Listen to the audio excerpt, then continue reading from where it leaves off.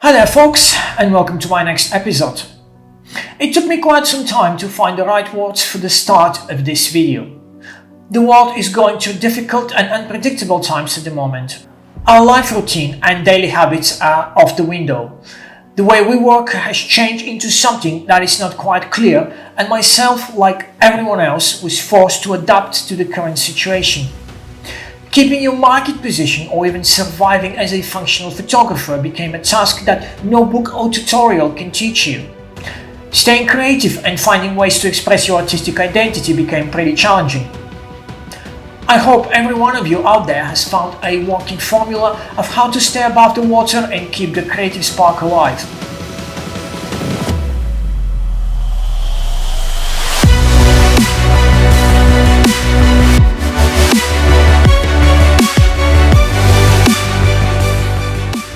In this video, I will try briefly to take you behind the stage of my last studio project, Triumph T100 Bonneville. In a way, this video will include some of the previously discussed techniques outlined in my old videos, but this time with real-size motorcycle and in a proper studio environment. Taking into account the scale of this project, I invited my friend and colleague George from Life on Wheels to join and assist me during this shoot. For the purposes of this video, and considering the current social restrictions, I decide to build the idea using my own motorcycle.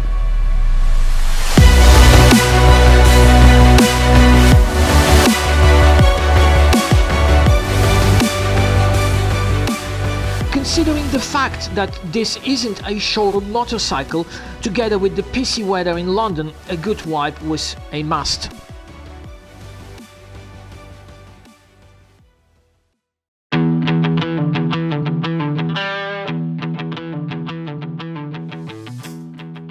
I started with my usual over-the-head setup, positioned parallel over the machine. Any light with a strip-shaped modifier that is long enough to cover the motorcycle's overall length can be used in this case. The fact that my idea requires some photo and light equipment visible in the frame helped me to leave pretty much all of the actual kit used to light the motorcycle visible in the final image.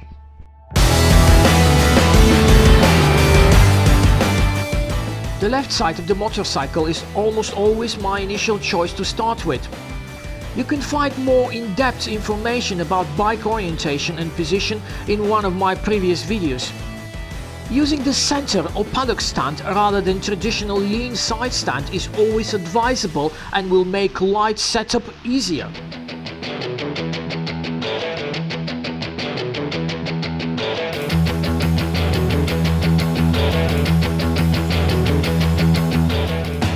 Once the bike is positioned according to the idea, camera elevation and focal length are the next two challenges on the pipeline. My usual approach is to avoid wide focal length lenses whenever possible in order to maintain and reproduce bike geometry correctly.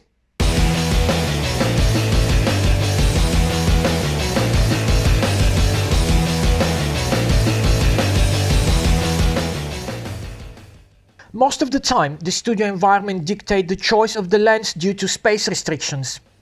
Normally, I'm starting with a focal length between 50 and 85 mm on the traditional Leica 35 mm format, while allowing at least 5 or 6 meters distance between the camera and the motorcycle.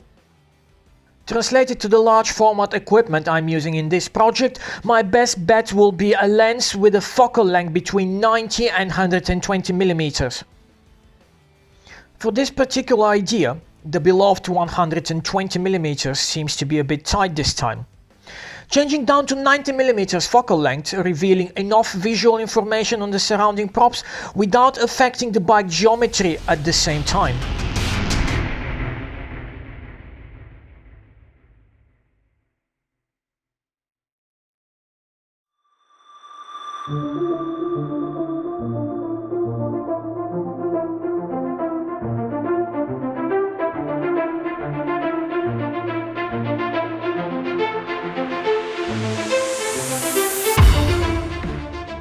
Another important aspect closely connected with the lens choice is how high to position your camera.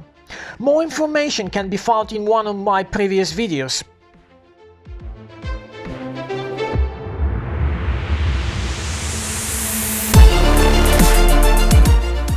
My fundamental understanding here is that the bike is best presented when the camera is positioned on the visual level of the engine or slightly below the petrol tank. Of course, there are some exceptions, but in the majority of cases, this point of view is always the leading one and giving all the necessary visual information about the photographed bike.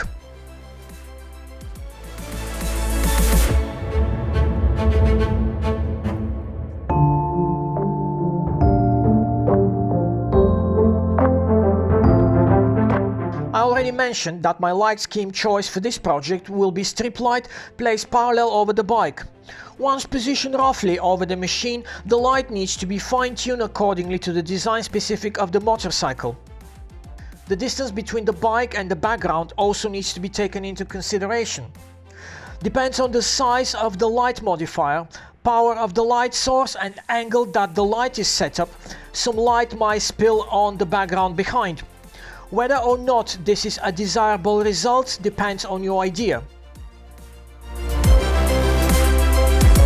The light setup is already a pretty good starting point, but a quick look through the results is clearly showing that some of the important elements of the bike will require an additional solution.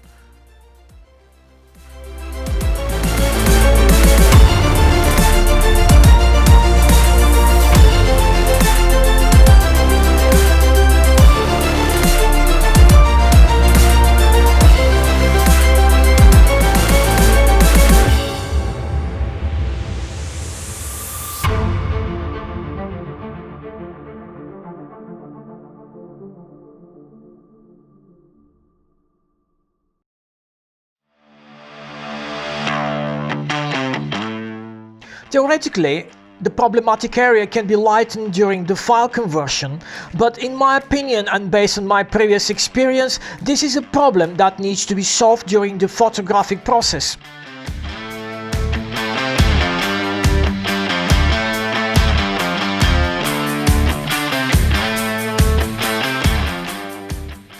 There are several different ways to address the problem at this stage.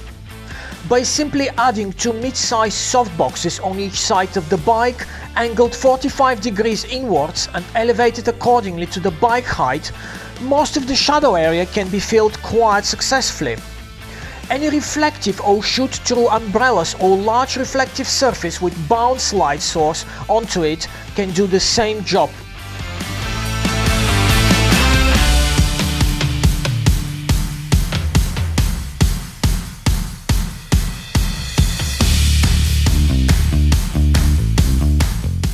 Adding more light into the scene often is a double-edged sword. Solving the problem with the dark areas under the fuel tank and rear subframe often bring up a flip side. Lots of light from these newly added light sources inevitably will spill over the surrounding environment and the background.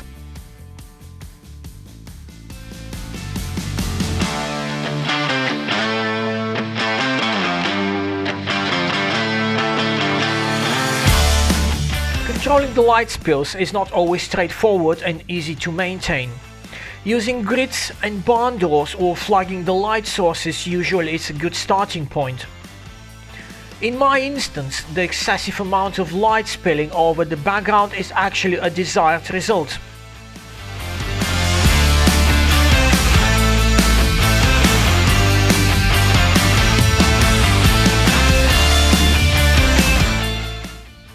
As you can see, the results are significantly improved in comparison with the top light source only version.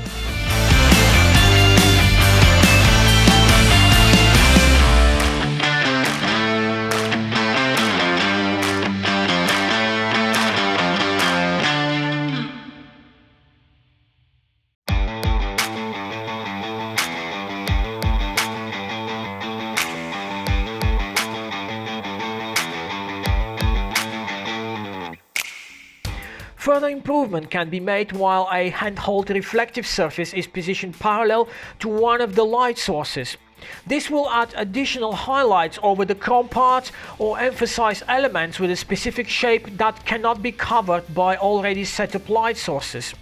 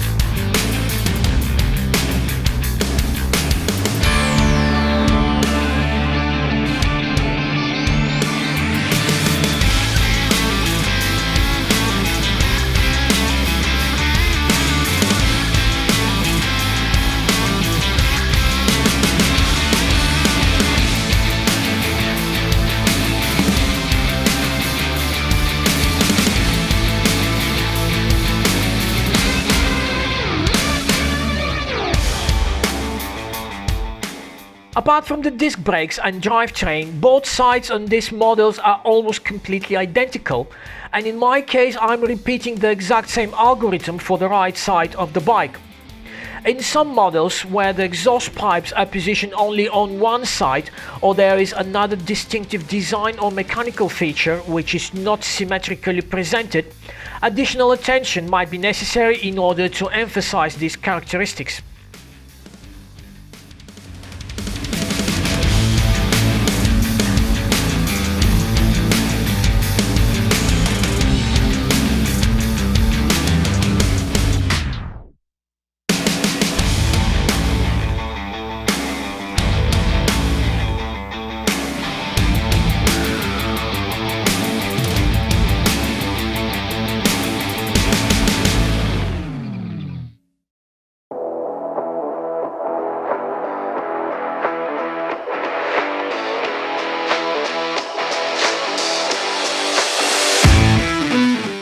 And last for this project is the front right 3/4 orientation.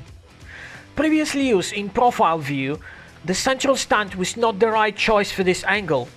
The right side has been chosen simply because the side stand on the bike is positioned on its left side and the machine inclination to the right, making the composition quite dynamic and interesting.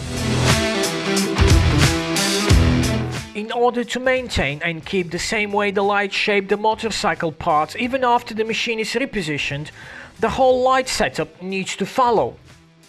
The rest of the process repeat already explained technique with whiteboards around some of the bike elements. At this stage, my idea is already accomplished, but for the purposes of this video I decided to do an additional demonstration and try to illustrate what difference the camera elevation does, especially when the motorcycle is photographed in 3/4 or any angled view. The first alternative is close to an eye-level view when a person is squatted down, and the second one is from a standing person's eye level.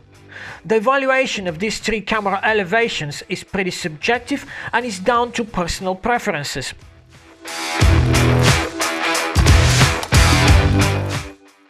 I explained my reasons for choosing the lowest viewing camera point in my previous video dedicated to the focal length, but this section is purely based on stylistic preferences and can be adjusted depending on the project parameters.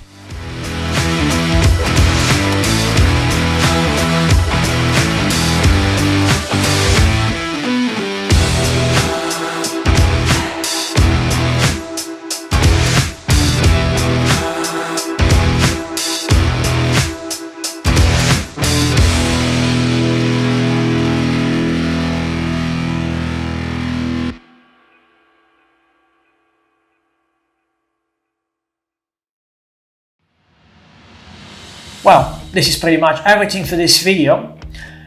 Let me know in the comment section below what is your way of staying creative and sane during the pandemic times. Thank you very much for your time and for tolerating my awful English. Take care and stay safe.